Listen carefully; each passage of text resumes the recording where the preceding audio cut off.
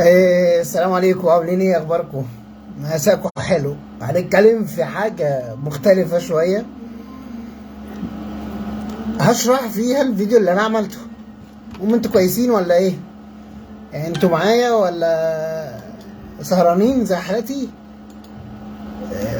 الناس اللي قاعدين في الجهات الحكومية طبعا يوم السبت بيبقى اجازة، وفي بعض حاجات خاصة بيبقى يوم السبت اجازة، فطبيعي جدا الواحد يبقى ايه، يطلع يتكلم شوية، يسهر شوية يوم الجمعة اللي هو النهارده. انا وعاوز من كلمة انا نزلت فيديو النهارده في دقيقة على الواتس. اللي ما يعرفش الواتس بتاعي 0120 28 90 244. فالمهم بتكلم، ونزلت كمان على قصتي على الفيس. يا جماعة لما تحب انسان قول له انا بحبك. وعلى فكرة لسه عارف دلوقتي ان دي كلمة الرسول لصحابي، قال له اشهدك يا رسول الله اني بحب فلان. قال له اعلمته؟ يعني بمعنى ان انت لازم تعلم او تعرف للي انت بتحبه ان انا بحبك. يعني ايه المشكله؟ انا اتهاجمت بسبب دقيقه واحده بتكلم. يا جماعه حبوا الناس، مش لازم يبقى كميه الحقد والغل والكراهيه والكلام ده كله. استقبلوها بحب، وانتوا طلعوا طاقتكم بحب. اعتبروا يا جماعه ان الناس كلها بقت نظيفه، اولهم انت، وابتدي من ناحيتك. يعني تخيلوا كده 5 افراد في اسره، يعني اسره مكونه من 5 افراد. لو كل الاسره دي اللي هم ال5 طلعوا حب، والحب ده توزع بقى في الشغل وفي البيت،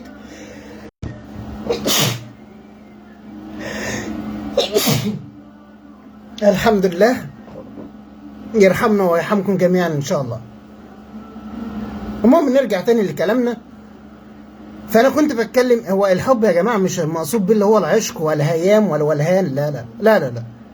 لقيت زميل نظيف بيعملني كويس، في خدمة كويسة، حسن الكلام، حسن التصرف، بقول له بحبك. ايه المشكلة؟ لقيت زميلة او معرفة او صديقة، حسيت من طاقة منها حلو، والله انا احبك وانا احبك. هل انا ربطت الحب ده دلوقتي بالمقابل؟ لا. انا عايز اقول لكم، قعدت ساعه مع صديقه من الاردن اتكلم معاه في الموضوع ده. ازاي انا مش مقتنع بالكلام ده. وعلى فكره مش كلامه بس، ده ناس كتير زمايلي هنا على الفيس ومعارف، والله العظيم نفس الكلام. محدش يستاهل، مش اي حد هيتقبل مشاعري. ما هو ده اللي انا بقوله يا جماعه، تاني وتالت ورابع. انا عارف ان كلكم اتجرحتوا، واولهم انا، ومن اقرب الناس. تمام تمام. ما تيجي نعكس بقى الآية، بدل ما انت بتحسد حبني، بدل ما انت بتحقد عليا حط لي اعذار، وحط لي صورة حلوة في ذهنك غيرها وحبني، وتعالى قول لي اني بحبيتك. طبيعي انا هرد على اقول لك ايه؟ والله وانا بحبك. وهتلاقوا التعامل اتغير. انا ما بقولش تسامحوا، بس بقول تعدوا، بس بمشاعر نظيفة. وما بقولش ان انتوا تحبوا بعض بناحية الولهان والعشق وي. انا بقول حب انسان لانسان، حب انسان لانسان، او انسان لانسان، او حب بدون شروط، بدون مقابل، بدون حدود. ابوس ايديكوا افهموا، اطلقوا عنان الحب، طلعوا الطاقة النورانية اللي جواكوا. انتوا كبشر مخلوقين. ربنا سبحانه وتعالى لما قال لملائكته سوف اخلق خليفتي. خليفتي دي يعني ايه؟ يعني ايه خليفتي؟ شبيهي. يعني جواك انت كانسان نور، بس طلعه. انت مش مطلعه، دفنه ليه؟ هو ده اللي بتكلم فيه. استاذ محمد عبد الهادي، انا وبعترف لكم، بقول له دلوقتي وقلتها له في وشه، انا بحبه في الله، استاذ محمد عبد الهادي بيقول ايه بقى؟ عن تجربه كل حاجه بمقابل حتى الحب. ماشي، ما قلناش حاجه. انا بقول لك حبوا الناس وحبوا كل المحيط بتاعك، عيلتك وقرايبك ومعارفك وزمايلك وجيرانك وكله، بس ما تنتظرش المقابل عشان ما تتجرحش. ده اللي انا بقوله، ابوس ايديكم فهموه. يعني مثلا لقيت واحد رخم في رده عليك، لو انت اصلا مش مستجيب للكلمه دي مش هتتجرح. او واحده جرحتك، انت بتقول لها انا بحبك، فهي قالت لك ايه؟ انا مش عايزاك، انا ما بحبكش. لو انت قلت لها انا بحبك واتضيرت على طول ومشيت، انا بدي مثل افهموا المعنى، مش هتستجيب اصلا للجرح. فانت حبه بدون شرط، بدون مقابل. يعني مش لازم ان انا اقول لك انا بحبك فترد عليا تقول لي بحبك. ارجوكوا افهموا كلامي. اللي انا عايزه ان انتوا تطلقوا الطاقه الايجابيه والطاقه النورانيه اللي جواك. عايز لو تخيل كده انت تطلع حاجه نظيفه من جواك، وكل حد بيشوفني دلوقتي طلع النور اللي جواه، صدقوني الحياه هتبقى يوتوبيا. يعني نظافه، حاجه كده، ارض السعاده وارض السلام. فاهميني؟ استاذ محمد عبد الهادي بيقول وساعات الواحد بيتفهم غلط. انا بتفهم غلط، انا وهو عظيم والله العظيم، وبقول كلام مباشر. انا ما بحبش لف ودوران كده كده، وبرضه بتفهم غلط. وبالعكس كمان ممكن اتشتم واتجرح في ظهري يعني. بس هنعمل ايه؟ انا بقول دلوقتي الناس اللي عقولها ونفوسها غلط، ارجوكوا صلحوا ده، ارجوكوا غيروه لو عن تجربه حتى. جرب يا شيخ، جربي يا شيخ، جرب يا استاذ فلان، بدل ما بتحقد على ده وتحسد ده وتضايق ده وتوقف عمل ده وتوقف حالك وتوقف حال الناس، ما تجربوا يا جدعان تحبوا وتساعدوا الناس. انتوا تعرفوا من ضمن قوانين رجال الاعمال التعاون؟ في كلمه شهيره للفيلسوف فبيقول ان احسن حاجه في الاشرار ان هم بيتعاونوا مع بعض على انهم كارهين بعض، ولكن الناس الطيبه مشكلتهم ان هم مش بيتعاونوا مع بعض، وشايفين نفسهم ان كل واحد يعمل حاجه بنفسه عشان يبقى هو ذاته، وده غلط. من قوانين رجال الاعمال التعاون، انا اتعاون مع ده وده وده وده وده، المهم اوصل لمصلحتي، بس في نفس الوقت بطرق مختلفه ومنها التعاون. ابحثوا عن اساليب رجال الاعمال والناس الناجحه هتلاقوا الكلام اللي انا بقوله. المهم كلامي بقوله تعالوا نجرب الحب، تعالوا نطلق عنان الحب. يعني انا نزلت في يوم من الايام من دكتور معروف جدا، يعني مش دكتور يعني مدرب ومعروف وبتاع، قعد يتريق على عيد الحب وكل واحد ماسك معزته وهي شد الخروف بتاعها. والله العظيم انا اتحرق دمي. انا ما قلتش ان الحب يبقى بالبوس، ولا قلت ان الحب يبقى بالحضن، ولا قلت الحب يبقى فيه تعري، ولا قلت ان الحب يبقى فيه عشق، ولا قلت الكلام ده خالص. انا بقول اطلقوا عنان الحب بالنور. انا ما بقولش كلام مجاملات ولا بزايد عليكم، ولا انا بقول الكلام اللي جوايا يا جدعان. انا مش فاهم انتوا عايشين ازاي. انا عايز اقول لكم بتهاجم من الصبح بسبب نزلت الفيديو ده، بس مش هجوم يعني، مش غلط يعني، الناس محترمه كلها، ولكن فعلا ما فيش حد مقتنع بسبب ان اللي لاقوه واللي جرحهم وغيره وغيره. انا متفق معاكم كلكم حتى الناس اللي معترضين، ولكن بقول تعالوا نجرب. الناس اللي نفوسها مش نظيفه تنظفها وتبتدي بحب بقى من جديد. والناس اللي اتجرحت مش تسامح بس تعدي وتتعامل بحب. لو كل واحد من 5 أسرة فيها 5 وكل واحد زي النظام الشبكي الهرمي، التسويق الهرمي، اظن كلكم مريتوا بناس زي كده من التأمين ومن الشركات الشبكية والتسويق الشبكي، صح؟ يقول لك خد 2 وكل واحد يجيب 2. تخيل كل واحد ادى لكل المحيط اللي حواليه حب وحضن واحتواء اكيد هيبادلوا نفس المشاعر، اكيد يعني. بس ارجع تاني واقول ما تفرطش وما تتعشمش، عشان اكيد هتلاقي ناس اغبياء، اكيد هتلاقي ناس ضعاف النفوس، اكيد. فعشان كده ما تحطش استجابة ان هو هيقابلك بنفس الاتجاه. فاهمين اللي اقصده؟ اطلقوا عنان الحب بدون قيود، بدون شروط.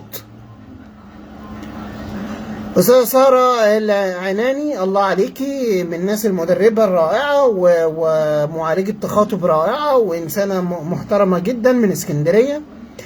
دايما بتقول كده، دايما أدعي إن يرزقك الله محبة الإلهية، هتلاقي نفسك بتحب كل ما خلق ربنا العالمين. مساءك رضا الرحمن. أشكرك والله.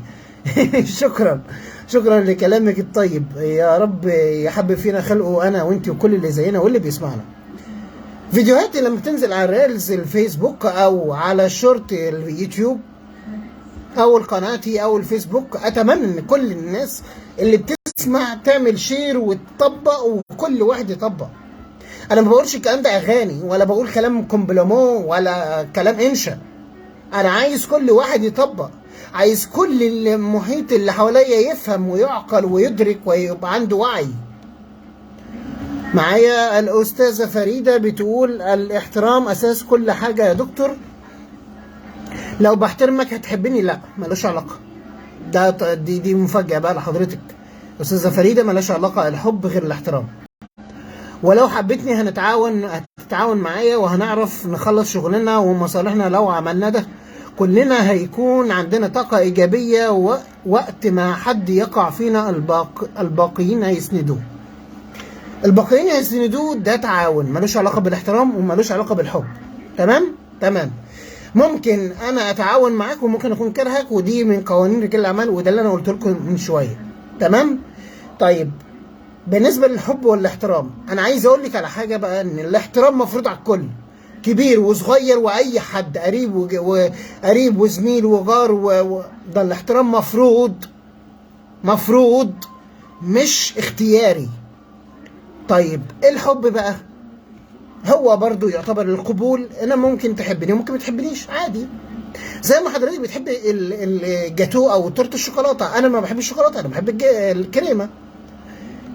كل واحد ليه، واحنا اصلا كلنا نفوسنا مختلفه، فتلاقي حد بيحب التاني وحد تاني ما يقبلوش. ولكن انا ممكن احترمك وانت تحترمني، نتبادل الاحترام، ولكن مش مفروض عليا ان انا احبك. تمام؟ طيب اللي بتكلم فيه بقى ايه بقى؟ على فرض ما انا ما بحبش استاذه فريده او استاذه ساره مثلا،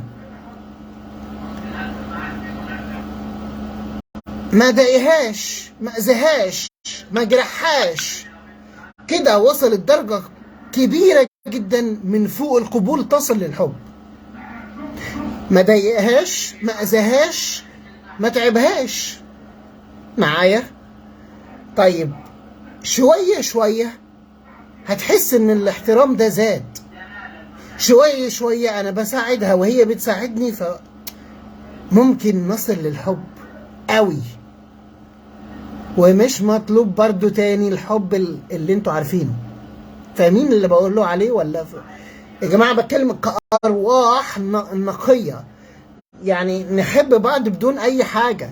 يعني لما اتكلمت عن الحضن وقلت لكم ان هو علاج، ما كانش قصدي ان انا اتكلم ان الحضن يبقى ناحيه جنسيه يعني، او ناحيه علاقات محرمه، لا ابدا.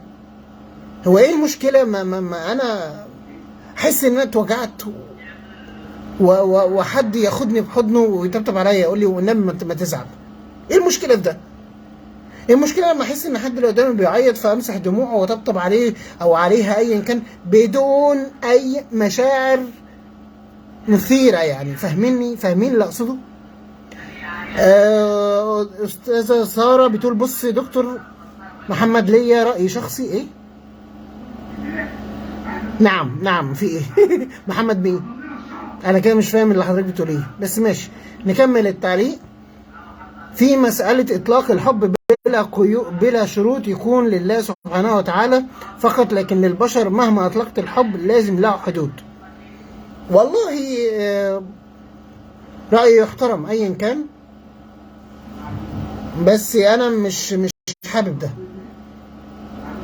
طبيعي. ولكن الحب مني أنا لله هو يعتبر حب صوفي، حب أصلا ما ينفعش يعني يوازيه أي حب. حبي أنا مني لله دي حاجة يعني الواحد لما حتى وانا بتكلم معاكم ببقى عايز برعشه كده، حاجه كده ما تنفعش تتسمى. يعني الواحد لما يحب ربنا سبحانه وتعالى، انا بحب رحمته قوي قوي، وربنا ذكر اسماء الرحمن او الرحيم اكثر من اسماء الشده او العذاب. يعني ربنا سبحانه وتعالى نزل سوره الرحمن في القران، ما نزلش عن العذاب. المهم اللي انا عايز اقوله ان حضرتك بتقولي لازم الحب له حدود. انا حبيت اقول العكس. ايه المشكله يعني ايه المشكله ما نبقى نطلق الحب وعنان الحب والطاقه الايجابيه والطاقه النورانيه من جواك؟ ايه المشكله؟ يعني ايه المشكله اما اقول انا عايز احب؟ ايه المشكله لما واحده تسال عليا بدون ما هي بتحبني، بس كفايه اني حاسس بطاقه حلوه بيني وبينها، او انا اسال على حد وكفايه بس ان في طاقه حلوه بيننا وبين بعض. انتوا فاهمين اقصد ايه؟ استاذه ساره بتقول هو في الكون اجمل من انك تهيم في حبه الصوفي. يا ريت اصل للدرجه دي، يا ريت. انا بحب رحمه ربنا، بس يا ريت نصل لدرجه الايمان دي. ما اظنش ان لنا ولا انت ولا اي حد ممكن يصل للدرجه دي غير ناس عاليه قوي قوي، يعني زي مثلا الشيخ راتب النابلسي، راجل انا بحبه قوي، زي الشيخ الشحراوي الله يرحمه، زي الحبيب علي الجفري. يعني يا جدعان شيخ علي حبيب الجفري بتيجي سيره الرسول بس او ربنا ورحمته بيعيط بس. فاللي انا عايز اقوله كنت بفسره يا جماعه لما تطلق الحب، وانا قلت لكم قبل كده في فيديو زمان يعني من اكتر من 6 شهور، ما تتعشموش في مخلوق، ما تتعشموش في مخلوق، حتى في المشاعر النورانيه او الايجابيه او ايا كان. ما تتعشمش حتى في موقف، ما تتعشمش في اي حاجه. اعمل اللي عليك، اطلق عنان الحب، طلع طاقتك الايجابيه، ما تنتظرش مقابل ولا تتعشم ان هو يديك نفس الطاقه. انت ممكن تحب مثلا احمد ايوب وهو ما يديلكش الطاقه بتاعتك اللي انت ترغب فيها، يجي حد تاني يديك الطاقه اللي المفروض اديتها لاحمد ايوب. هي دي دايره الكون كله، هي كلها دايره لكن مش من نفس القطر. الحياه كلها كده، زي الذره، زي الكره الارضيه، كلها. حتى الاذى هيرجع لك بس بطرق مختلفه من اشخاص مختلفه.